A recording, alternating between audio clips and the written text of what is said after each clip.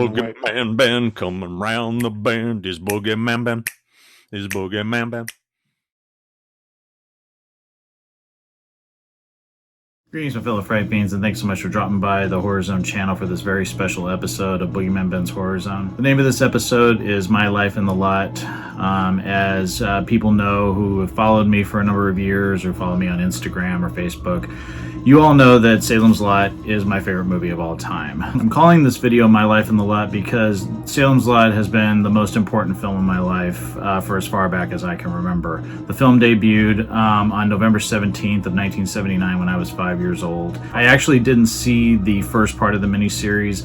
I saw the second part, which aired on the following Saturday, November the 24th. This was a recommendation from my grandmother, who had watched part one and told my mom and I about it. We happened to be there Saturday that the second episode was going to be airing, and I still remember the TV guide, my grandmother showing me the TV guide and showing us this picture and this write-up right here.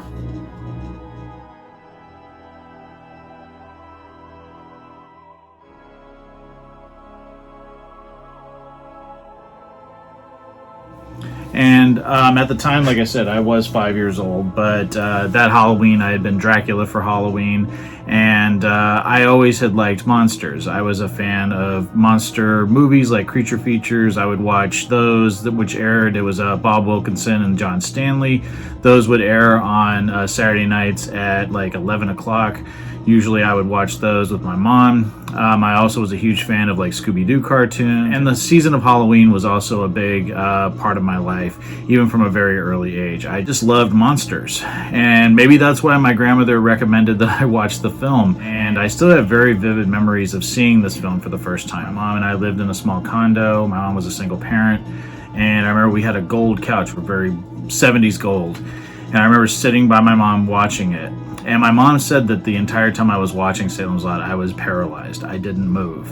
And I remember it scaring me right away from the recap. I remember seeing the recap of part one. That was the first thing they showed. I remember seeing images of Ron Scribner as Ralphie Glick floating outside Danny Glick's bedroom window. That was a scene I remember very well. I also remember that when it got to the point of Mike Ryerson in the rocking chair, I was petrified. I couldn't move. I still remember that very well to this day. And to get up to go to the bathroom, I would have had to have gotten up, walked to the side of the couch where there was a long dark hallway. So there was a long dark hallway, and then the bathroom was here. Imagining walking down that hallway and having something be standing there waiting for me. That's what I kept thinking about. So I held it. I held it through the entire movie. And I remember staying in my mom's room that night and dreaming that I was in that root cellar with Ralphie, Danny, Mike Ryerson, Ned Tebbets, Marjorie Glick, and Barlow. I remember being terrified that they were scratching at me in my dream. I remember that dream very vividly. Still to this day, 43 years later, I still remember it. And that movie, it was a movie that I never wanted to see again. And for the longest time, I just avoided it. My mom had bought the book, the paperback book, and I remember I avoided it. I didn't want to look at it. And then there was something, I remember like maybe a couple years later, and at this point I had experienced other horror films, like An American Werewolf in London, which would come out in 1981. And something, I was about 7-8 years old when I decided to revisit Salem's Lot, and at that point it started appearing on cable television. It was the condensed version of the film. It was the 112-minute version of the film. And my stepmom, Janie, actually recorded it for me. And I remember I watched that thing constantly. And I just remember I was just fascinated by Salem's Lot.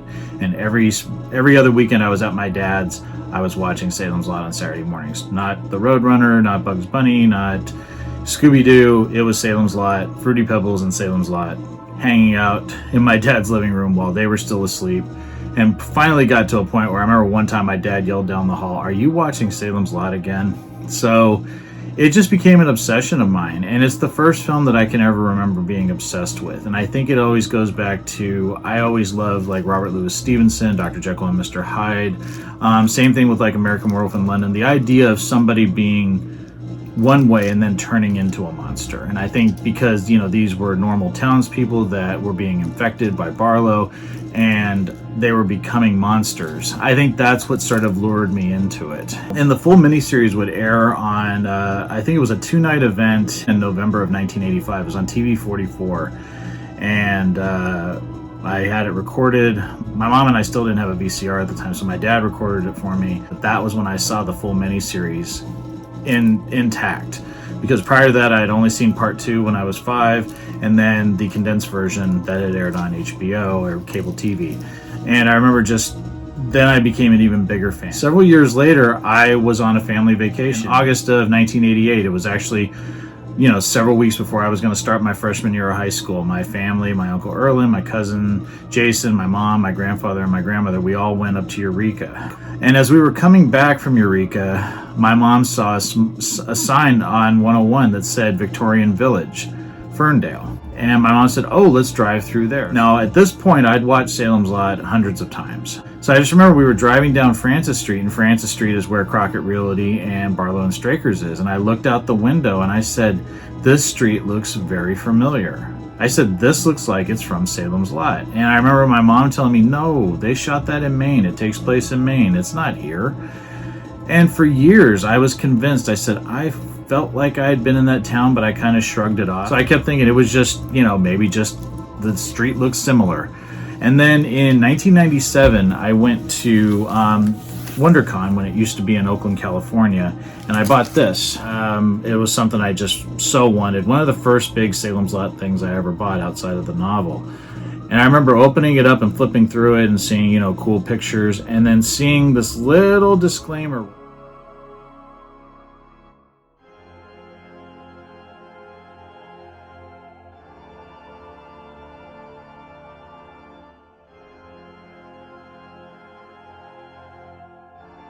And I was floored. So 9 years after I drove through the town with my family, I discovered that I was right and had really been in the town where Salem's Lot was filmed. Since that time, Ferndale has become a huge part of my life. I love that town, not only for the fact that Salem's Lot was shot there, it also has been the location for movies like Outbreak and The Majestic.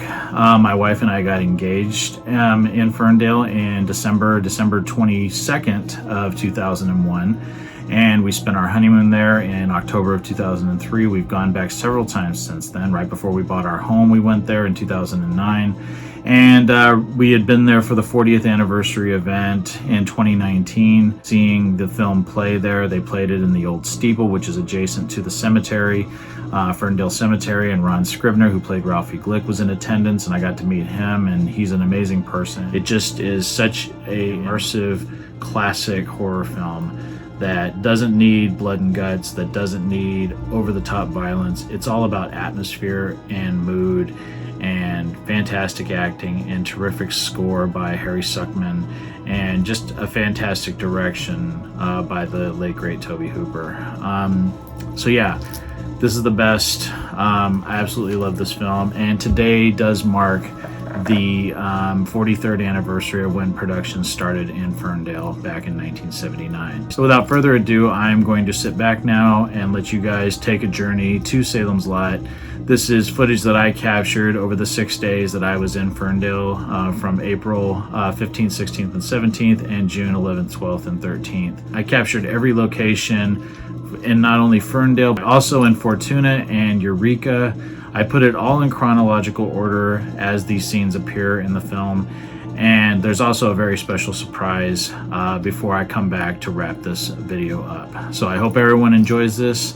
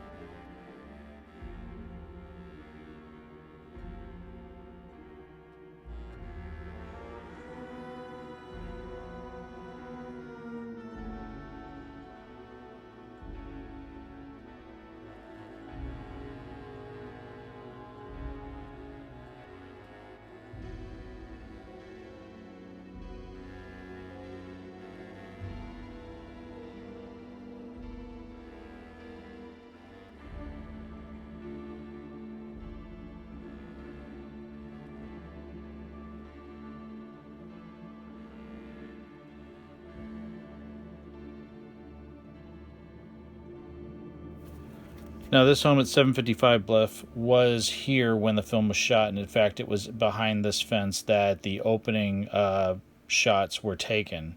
As you can see, I didn't want to go onto somebody's property, though.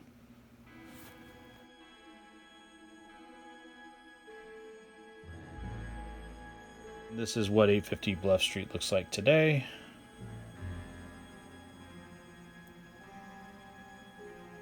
And Ben walks across the street over from this vantage point.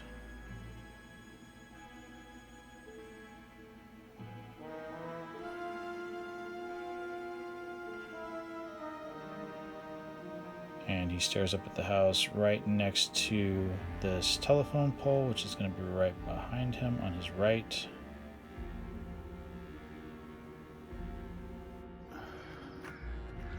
There it is, guys. That's where the Marston house was. There's the road. This is where Ben would have stood to look up the house when him and Straker had their first encounter. So this small write-up and image are from the July 12, 1979 edition of the Ferndale Enterprise newspaper, the local newspaper in town. It talks about the construction of Marston House at 850 Bluff Street. This is a really cool image that I've never seen before. And again, thank you to Caroline Titus and the Ferndale Enterprise for giving me access to this archive. At the time, this was the home of Mr. and Mrs. Robert Meitner. Hope I'm saying that right. On Bluff Road. Says it's undergone quite a transformation in prepping to make its TV debut. Warner Brothers Studio has selected it as one of the approximately 12 different locations in Ferndale to be used in the movie production of Salem's Lot. Filming started last Tuesday in Roner Park in Fortuna and will continue in Ferndale and surrounding areas for several weeks. It says the movie is a vampire story starring David Soul of Starsky and Hutch along with James Mason and is to be a 4-hour TV special. The photo was taken by Rich Wayne, who worked for the paper. This is just fantastic because, again, I had never seen this image before. And also finding out the name of the couple that owned the house when the production was taking place.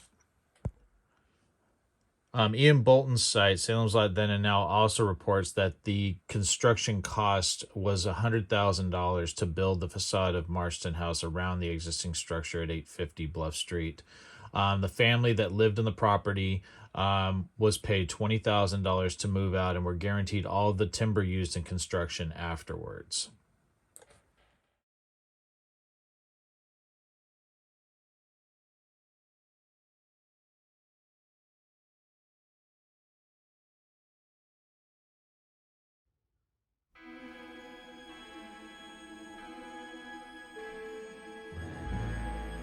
So here I am on Crowley in Ferndale. This is the road that Ben Mears drives down as he drives into town.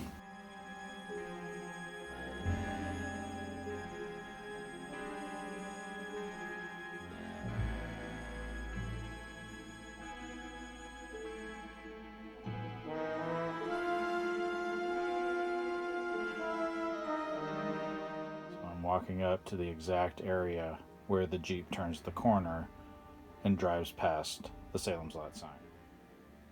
So there's a telephone pole to the left and the hill in the back, and the Jeep rounds the corner right here.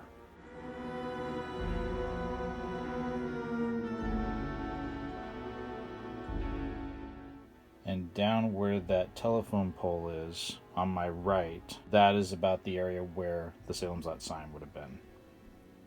So I'm standing in the exact spot where the Salem's Lot sign would have been when Ben Mears drives into town. Now right here I'm driving down from the opposite end of Crowley. This is off of Grizzly Bluff Drive, or Bluff Drive.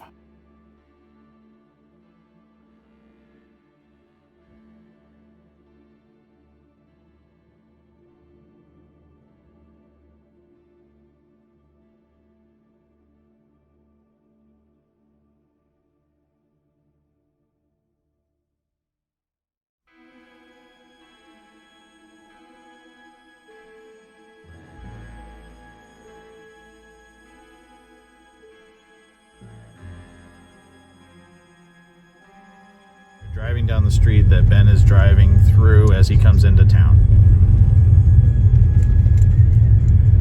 You can see some of these same structures behind him in the shot.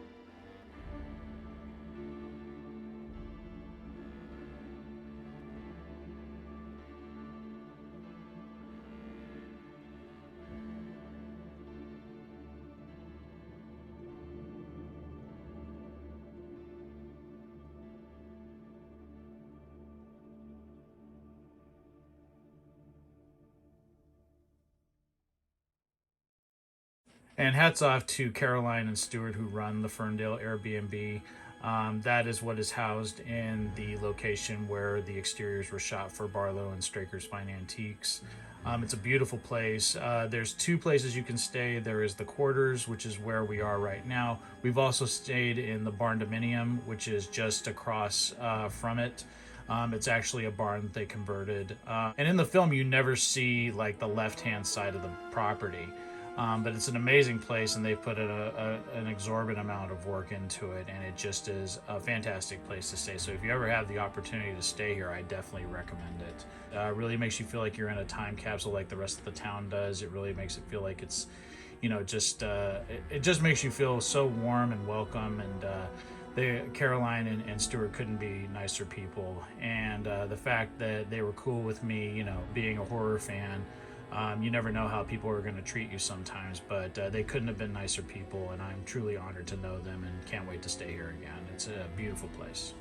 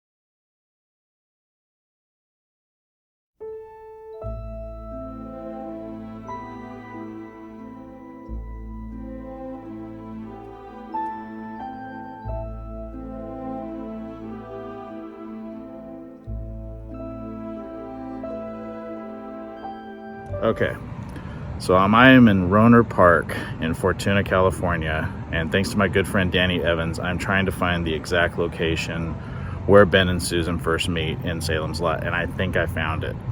Just because of the way it embanks down, and he gave the directions. I guess other people had messaged him on Facebook, but it looks like it was right here. I'm gonna try to. I think this is it. I hope this is it. Again, movie came out almost 43 years ago, but I think this is it.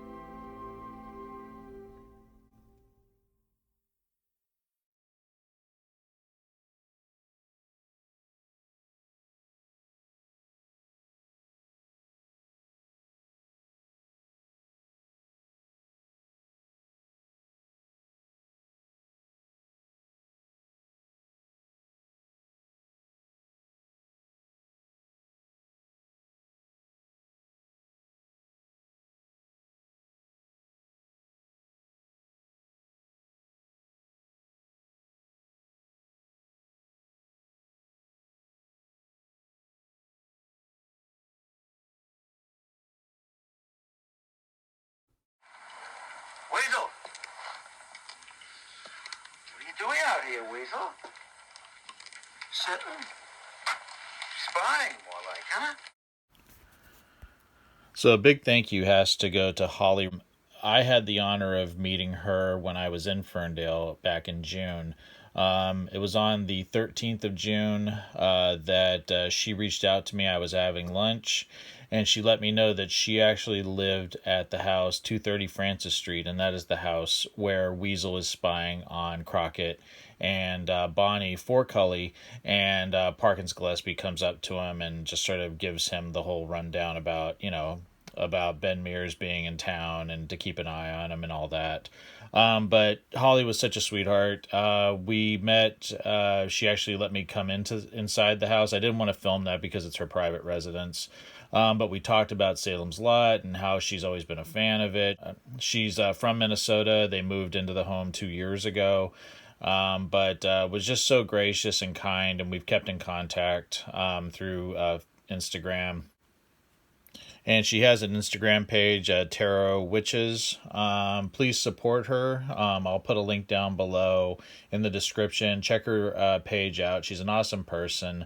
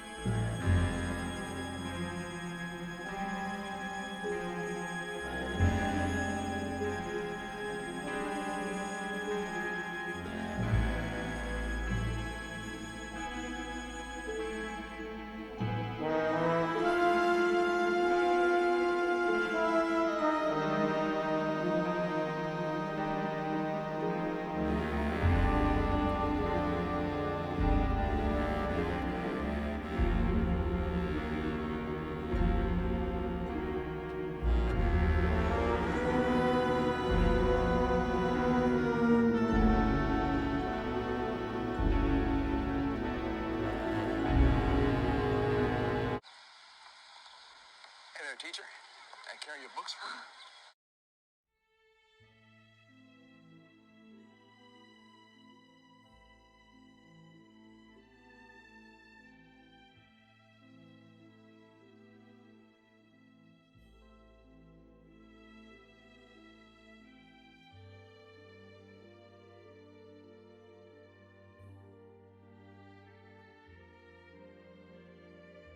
Show the school right there.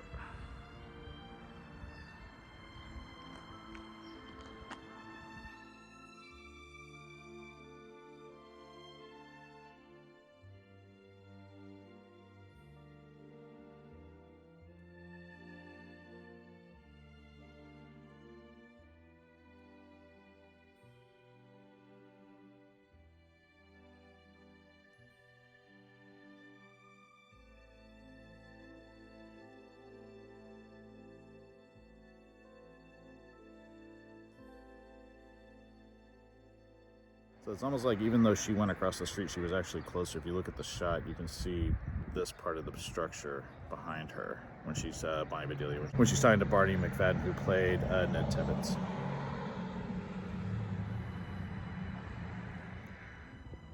It's about the shot right there.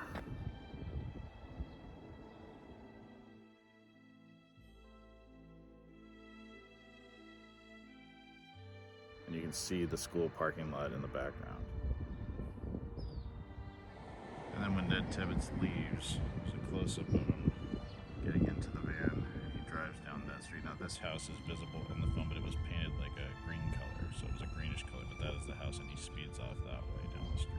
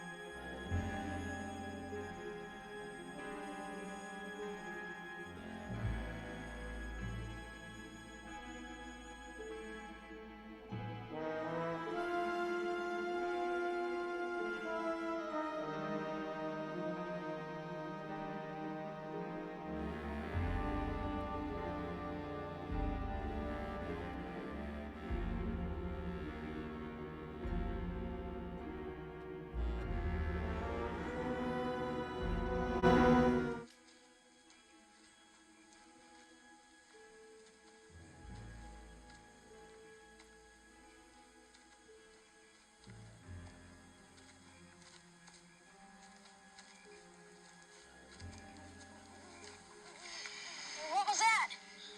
It's just an owl.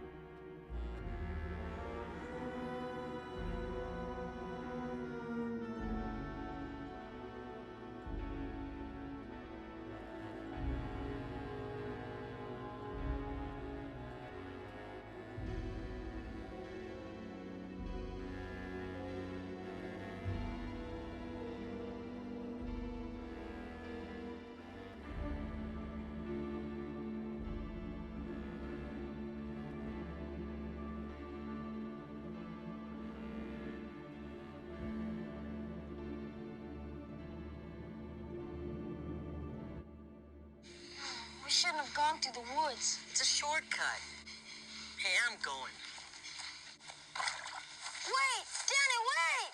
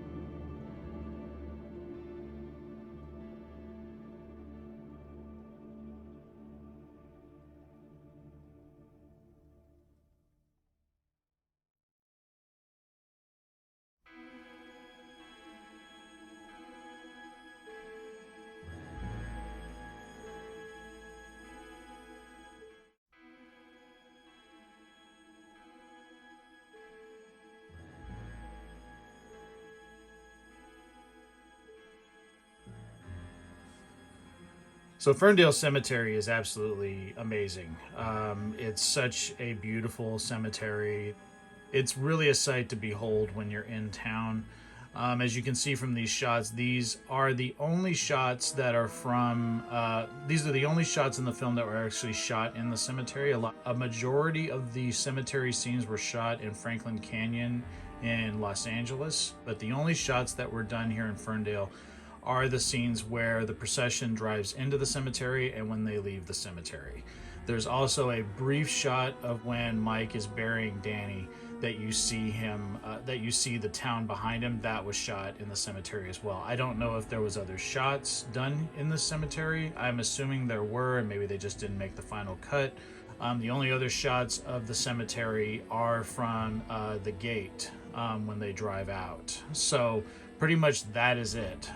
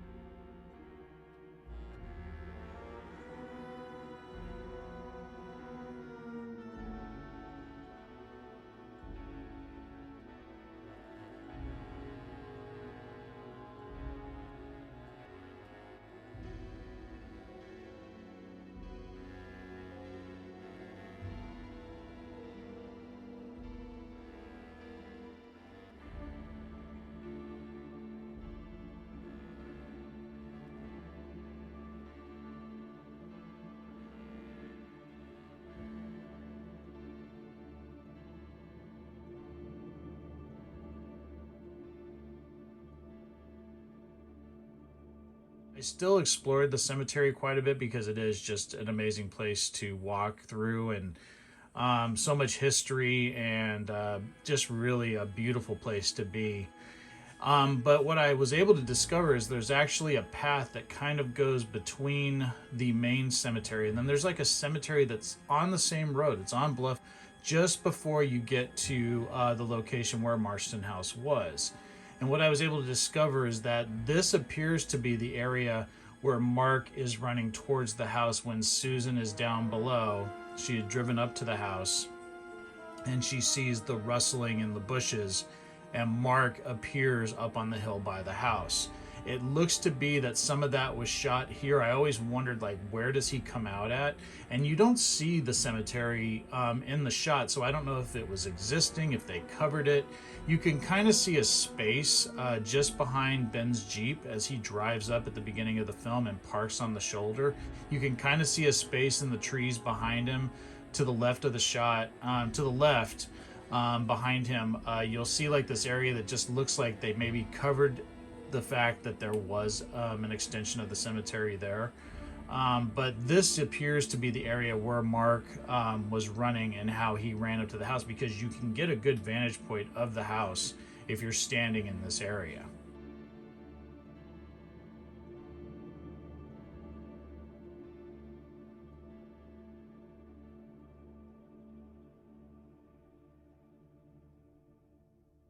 So these shots around the cemetery were taken about 8:30, quarter to 9 at night, and the town was dead silent. And this was a Friday night in April when I shot these.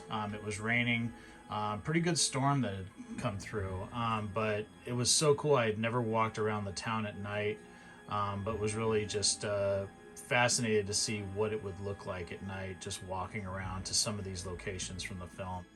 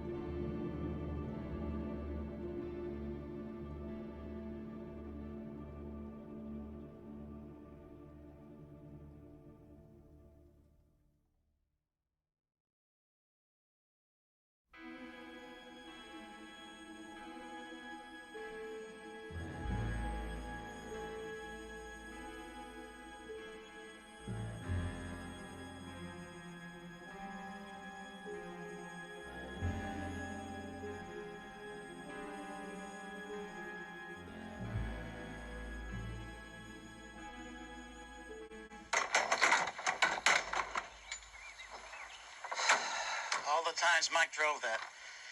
Not guessing how soon he'd be riding in the back. Mears, I want you to testify for the coroner's jury. I'll be there. That's good. Gotta do my paperwork. Duplicate, triplicate. Don't punch, spindle, or mutilate. We all have to do that, don't we? Yeah. They say it's a free country.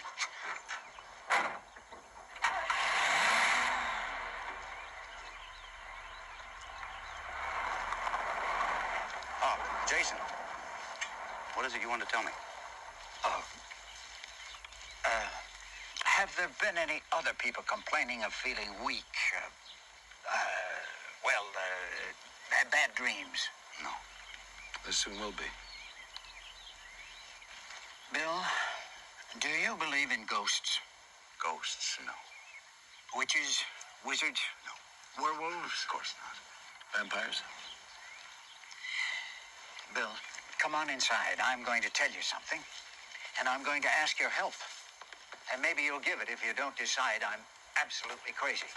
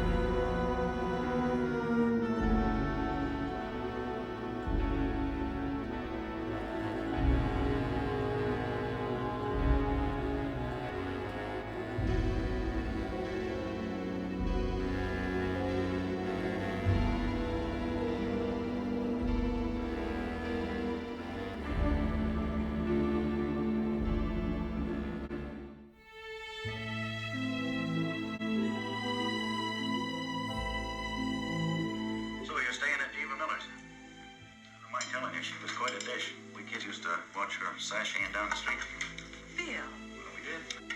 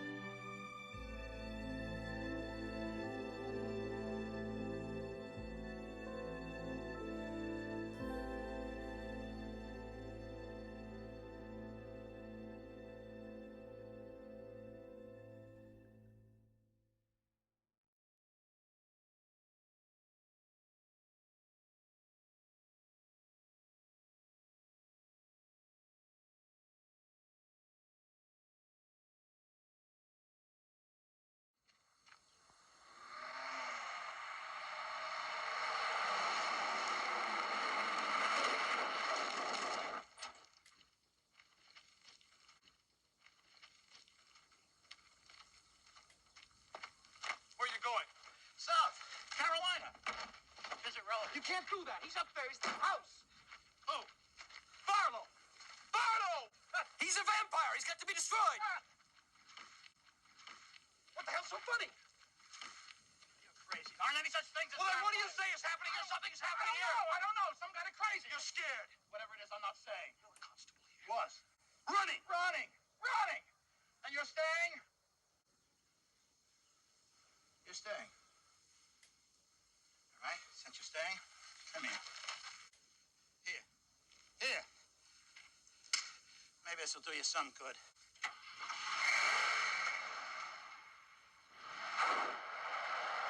This town's falling apart, and you're running?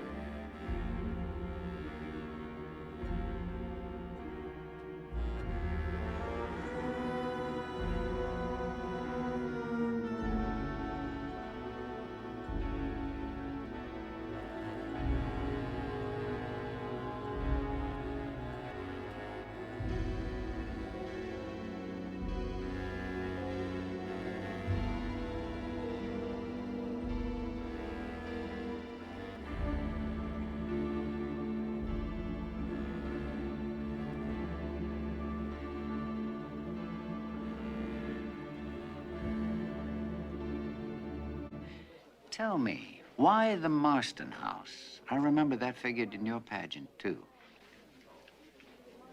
Maybe because my aunt worked there? Did she ever tell you anything about what went on inside the house? No, never.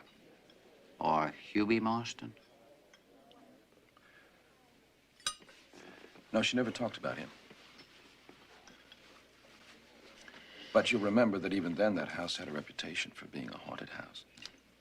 Every town has one. I went up there once. On a dare. You know how kids are. I was sweating scared.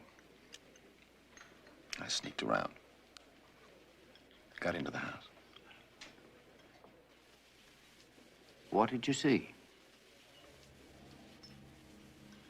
Ghosts.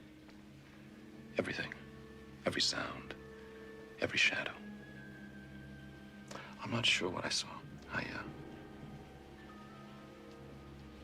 I think I saw Hughie Marston hanging by his neck. His face green, his eyes puffed shut. His hands livid. It was ghastly. And then he opened his eyes. He looked at me. He looked at me. And I took off. And I ran as fast as I could. I've never forgotten that. There was something. A feeling of... Jason, do you believe a thing can be inherently evil? I've seen trees that looked like tortured spirits. A house.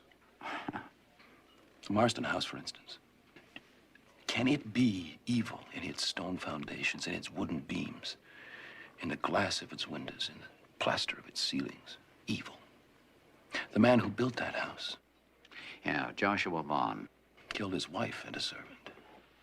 And hanged himself in his bedroom closet. Hughie Marston's sister and wife died mysteriously. Rumors of poison, never proved. And then he came here. And the young boys in the area started to disappear. Some people suspected Hughie Marston, but it was never proved. Never proved.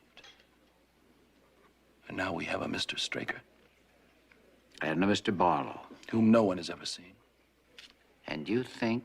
I think that an evil house attracts evil men.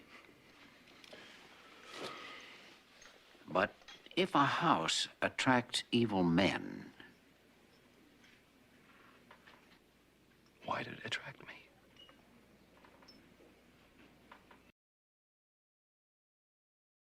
So real quickly, I just want to also give a special shout out to the owners of 850 Bluff Street. I was able to get in touch with them and find out if it was okay if I walked on the property before doing so. I had never been on this property before because it is a private residence, and I want to stress that right here. I asked before I walked onto private property because that's just the way I am. I'm not going to just walk onto somebody's, property, residence, or whatever it is. It is a private home. And they were so gracious and wanted to make sure it was okay before doing so. They were completely fine with it. Let them know what time I was going to be there and everything. Did it and left. It was amazing just being up on that hill. I know that the facade is gone and it's just a small little cottage that rests there. It was still just being up there was probably the greatest experience.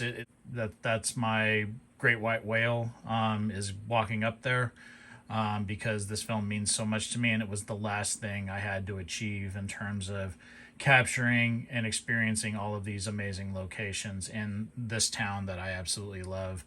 So just again, a big thank you to the owners of 850 Bluff Street for letting me on their property. This really meant everything to me.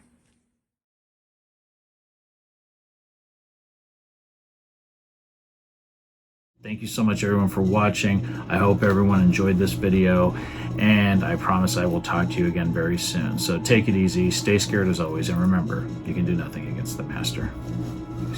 Peace.